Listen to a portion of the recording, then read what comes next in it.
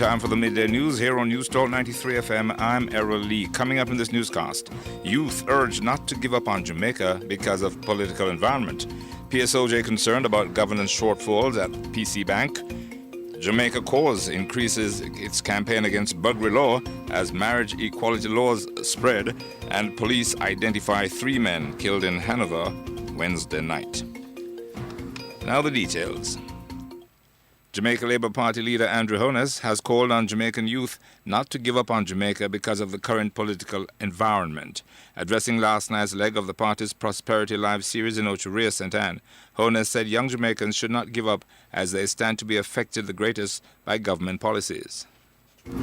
So I ask the young people of this country to think, who is responsible for your position in life today? But the challenge is that our young people are so jaded. They have lost hope. They don't believe that there is a politics that can improve their condition.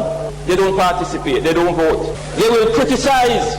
They will quarrel. But the one thing that can make their life different, some of them don't feel it is their youth. Holness says while policymakers have failed to keep their promises to provide opportunities such as jobs for the next general elections, young people should vote for his party, which he says represents change and a new vision. I appeal to the young people of this country. In this election, come out and make your voice be heard. I put it to you this way. Come out and support a vision. And we have presented to you today, and in our other Prosperity Live series, we don't just come to give you the political talk, we come with solid proposals, realistic plans. So I said to the young people, buy into a vision, articulate that vision, speak up, have a voice, and then vote for that vision that you speak of. And that will be your victory, your vision, your voice, your vote, your victory. And the opposition leader said Jamaicans should not allow the governing PNP to trick them into voting it back into power. He says the governing party lacks sound policies and voters should reject the PNP and embrace the JLP, which he says will present a suitable policy to improve the lives of Jamaicans.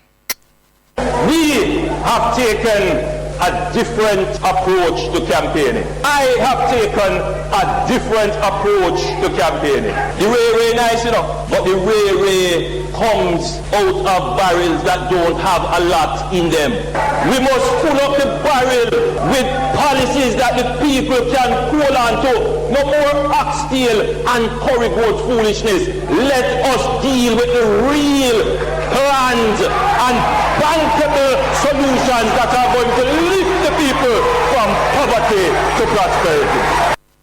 JLP leader Andrew Holness speaking in Ocho-Rio last night. A press conference is currently underway at the Ministry of Agriculture and Fisheries surrounding the controversy over the National People's Cooperative Bank of Jamaica, NPCB. The private sector organization of Jamaica says it is very concerned about the recent reports of the governance and accountability issues at the bank. Reports are that some $665 million of savings deposits by members cannot be accounted for, and there have also been implications of a breach of fiduciary duties and possibly other conflicts of interest by those charged with the governance of the institution. The PSOJ says it is concerned about the implications of this for the investment and general business climate in Jamaica. The press conference today follows a special audit of the NPCB that uncovered the misuse of the money of the more than 200,000 members of the bank and abuse of position by those in charge of the institution. The audit found that lending from members' savings has reached the 50% cutoff mark and that the weaknesses at the bank have exposed the institution to high financial, reputational, and information technology risks. The Jamaica Churches Action United Society for Emancipation, CAUSE, says it intends to intensify its campaign against buggery as marriage equality laws spread around the world.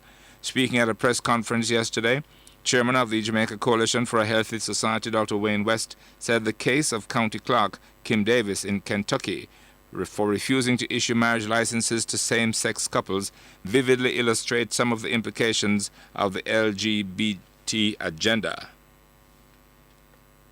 The court argued that the case of Lovin, which was a case of an interracial couple, reflected their decision or caused them to make the decision for same-sex marriage.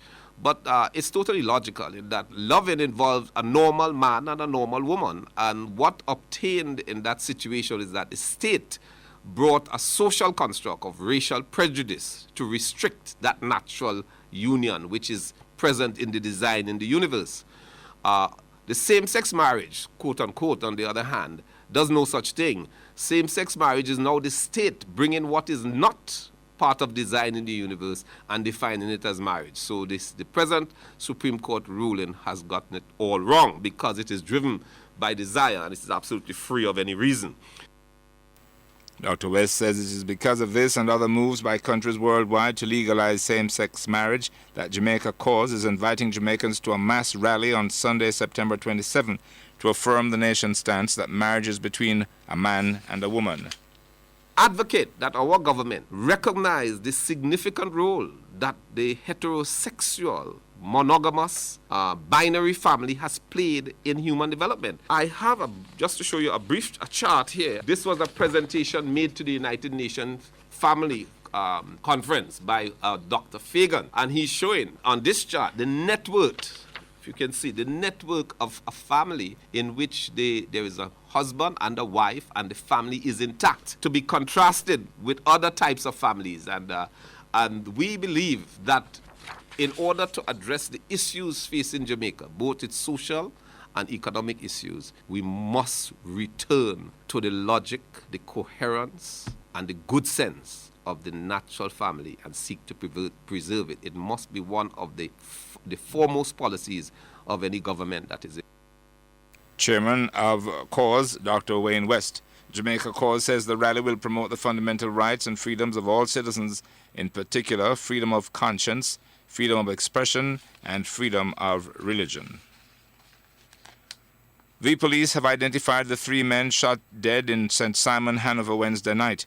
They are 27-year-old Nerick Das, 43-year-old Dalton Heron, and 39-year-old Nicholas Spence. All 3 are related. The shooting took place at about 10:30 while the men were in a shop. The police say the shooting may have been in reprisal for a murder committed some 6 weeks ago in the parish. A court yesterday freed Kevin Lamont Wolfe, who was charged with an ex-cop in a 2011 kidnapping case. Wolfe was freed after prosecutors offered no evidence against him. He was charged jointly with 36-year-old former policeman Alpheus Wade, whose trial for kidnapping a St. Andrew businessman began yesterday in the Home Circuit Court. Wade is accused of kidnapping Mark Frankson in June 2011. Frankson was rescued unharmed 16 hours after being held. The trial against Wade continues today before Justice Jennifer Straw and a 7-member jury. The police have laid charges against Calvin Mackenzie for allegedly defrauding 2 policemen after he collected money from them to buy firearms but failed to deliver. He has been charged with 5 counts of obtaining money under false pretenses. It's reported that in 2012, Mackenzie, who reportedly had a close working relationship with the police, collected money from the 2 cops to procure the private firearms at concessionary rates. He reportedly told them he had dealings with a private corporate area gun shop and had links with the Firearm Licensing Authority, the Finance Ministry, and the National Security Ministry. However, after the money was paid over, he reportedly disappeared. Mackenzie was taken into custody over the weekend and charged earlier this week. Detectives attached to the Center for the Investigation of Sexual Offenses and Child Abuse, CISOCA, are seeking the public's assistance to locate a witness who is considered vital to a case currently before the Halfway Tree RM Court. She is Shanice Hibbert, whose last known address is Seaward Drive, Kingston 20. Hibbert is scheduled to appear before the court on Tuesday, September 29. Shanice Hibbert, or anyone knowing her whereabouts, is asked to contact CISOCA 926-4079, Police 119 Emergency, or the nearest police station. Trinidad and Tobago's newly sworn-in Attorney General, Faris Al-Rawi, has asked for more time to consider the United States extradition request against former FIFA Vice President Jack Warner to face multiple racketeering, corruption, and money laundering charges in New York, shortly before an initial deadline expired at 4 p.m. on Wednesday. In a letter to Chief Magistrate Marcia Ayers Cesar, counsel for the Attorney General stated that Al-Rawi, who took up duties earlier this week after being sworn in last Wednesday, needed additional time to consider a request from Warner's attorneys that was refused by his predecessor, Gavin Nicholas. Ayers Cesar was asked to extend the deadline to Monday morning, when Warner is scheduled to reappear before her.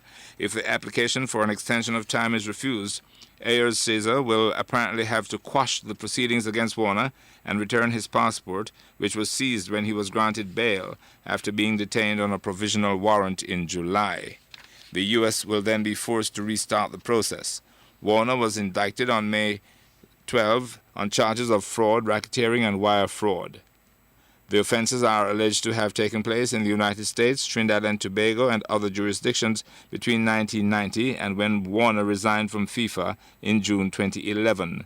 He's one of 14 former executives of World's football governing body who were indicted on a series of charges in an ongoing investigation into corruption in football conducted by the FBI and the Department of Justice. News from further afield: migrants flooding into Croatia are being moved to the Hungarian border, with Prime Minister Zoran Milanovic saying his country cannot become a migrant hotspot. Up to 20 buses carried immigrants or migrants to the border this morning, although Hungary says it is building a new fence there. Croatia earlier closed 7 of 8 road crossings into Serbia after 14,000 migrants entered over the past 2 days, seeking passage to northern Europe. Slovenia, another neighbor of Croatia, accused it of breaking EU rules. The high numbers heading north through the Balkans have triggered an EU crisis. Many are fleeing conflicts in Syria, Iraq, and Afghanistan.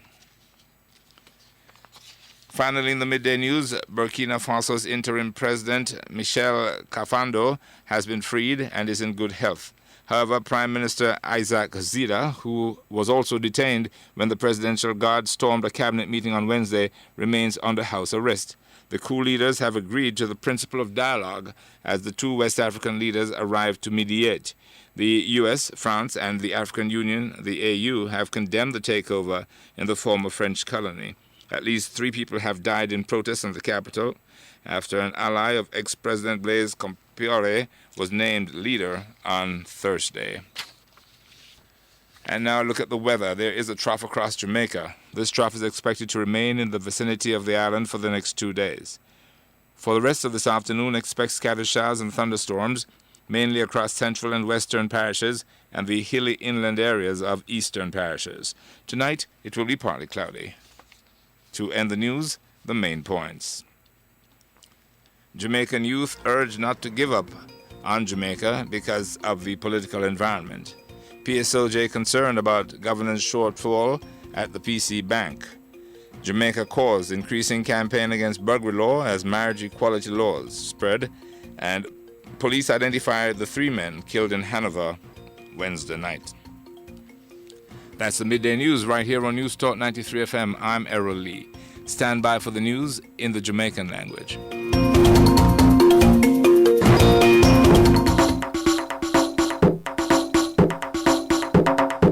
Broadcast Jamaican and Newscast 93 FM now give the news in the Jamaican language.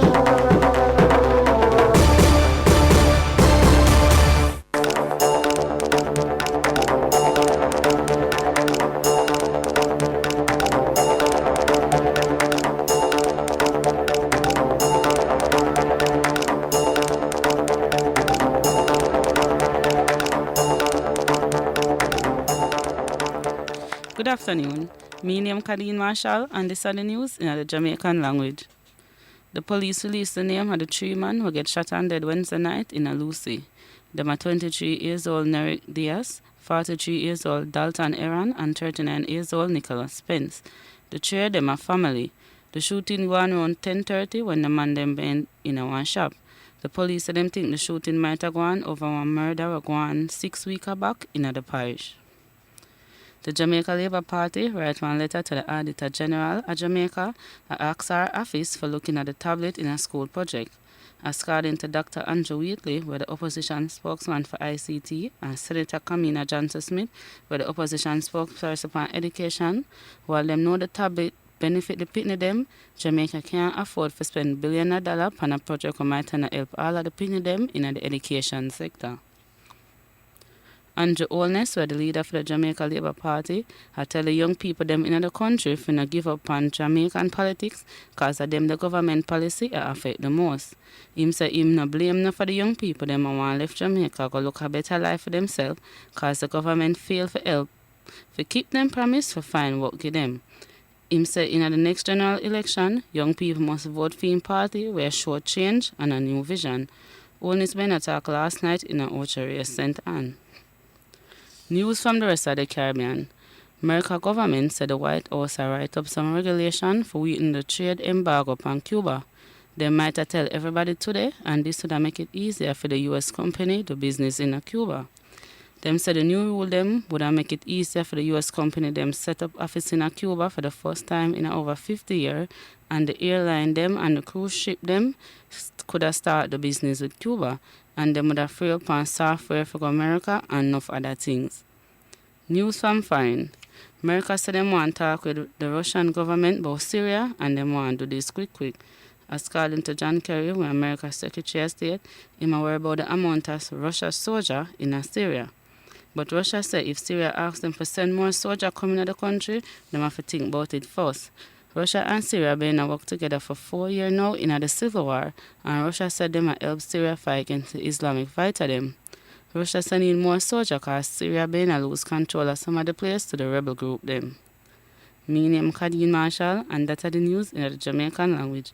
Wait upon the weather.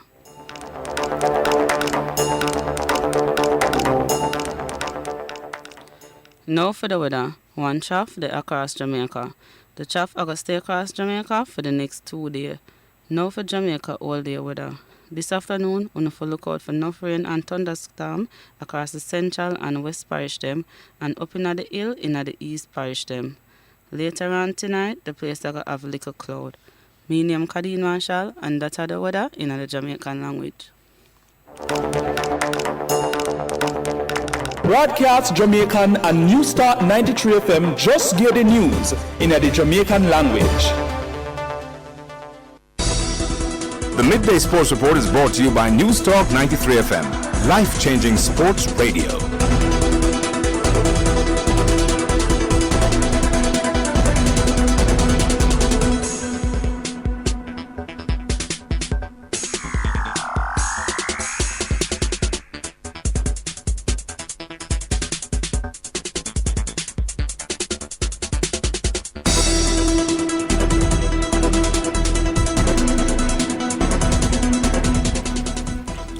Good afternoon.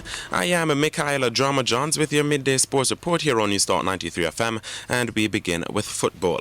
Last evening's KSA Business House five-a-side action saw Tasty beating Rainforest 4-2, Massey Rubies beating UTEC 1-0, and VMBS falling 1-0 to Fontana Pharmacy. Meanwhile, in other games, Transport Authority earned the day's biggest win, blanking Business Access TV 7-0. That was followed by a 4-0 beating of Mind by McKay Security, and ICD Group was clipped 2-1 by Mobile Reserves. In schoolboy football, Algoin Edwards scored twice for Taki High yesterday as they beat St. Mary Technical 2-1 in their rescheduled Issa Flood Costa Cup Zone J game played at the Richmond Farm Sports Complex.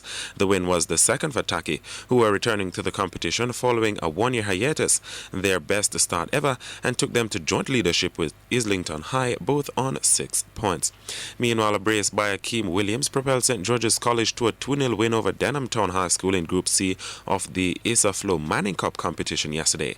Over in Group B, a race by Ricardo Phipps spurred Haile Selassie to a 4-0 win over Cumberland, with Greater Portmore scoring a 2-0 win over leaders Dunoon Technical, while Hydel High bounced back with a 1-0 win over Pepin. Meanwhile, Vauxhall are in top of the tables in Group F after a 2-0 win over Excelsior High, while Jonathan Grant beat Ascot 3-1. Norman Manley remain in contention as they clipped Spanish Town 1-0 in the other group fixture. Further afield, according to Real Madrid manager Rafael Benitez, Wales forward Gareth Bale is set to be out for 2 to 3 weeks with a calf injury.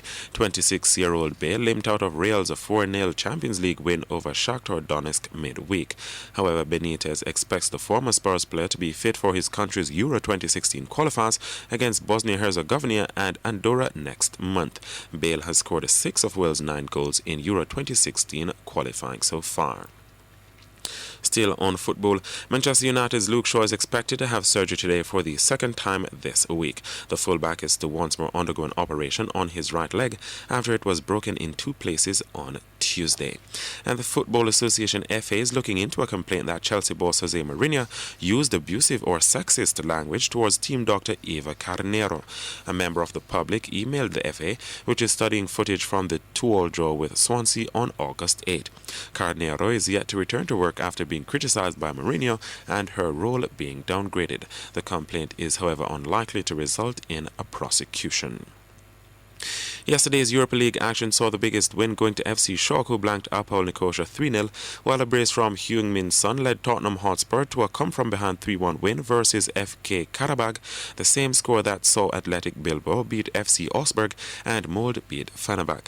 Meanwhile, Tottenham's English counterparts Liverpool were held to a 1-1 draw by French side Bordeaux. And now for a look at athletics. UK Athletics has found no reason to be concerned about Mo Farah's coach Alberto Salazar and his training regime at the US-based Nike Oregon project. After a full review into allegations of doping against Salazar, UKA restated its view there is no evidence of any impropriety from Britain's double Olympic champion or any reason to lack confidence in his training program. A program had accused Salazar of practicing doping techniques with other athletes, which he denies. There is no suggestion 32-year-old Farah has been involved in doping, and Salazar has worked as a consultant for British athletics since 2013. Meanwhile, Indian sprinter Duty Chand won on her return to the track following a successful appeal against the ban imposed after a so-called gender test. The 19-year-old took 100 meters gold at the National Open Athletics Championships in Salt Lake, India in 11.68 seconds. Chand was banned under athletics hyperandrogenism policy, which found she had naturally high levels of testosterone above a permissible level. She, however, successfully appealed at the Court of Arbitration for Sport in July. And finally, in cricket, the West Indies Cricket Board WRCB says the Dominica Emergency Relief Fund is to earn all funds raised at its upcoming 2020 charity match, to be played next Saturday in Barbados. Admission is $10 for adults and $5 for children under the age of 12. The game will feature Windies batting legend Brian Lara, Tobago-born international football star Dwight York, and Jamaican track star Ewan Blake. Jagmohan Dalmia, the president of the Indian Cricket Board, is in intensive care in Kolkata Hospital after suffering a heart attack. 75-year-old Dalmia was admitted to the city's B.M. Birla Heart Research Institute yesterday with chest pains. The hospital said that a blood clot had been aspirated out to establish good flow in coronary arteries. He was elected president for a second time in March and is a former president of the International Cricket Council, ICC. And that's it for the Midday Sports Report here on Newstalk 93 FM. I am Mikhail Drama-Johns, wishing you a good afternoon.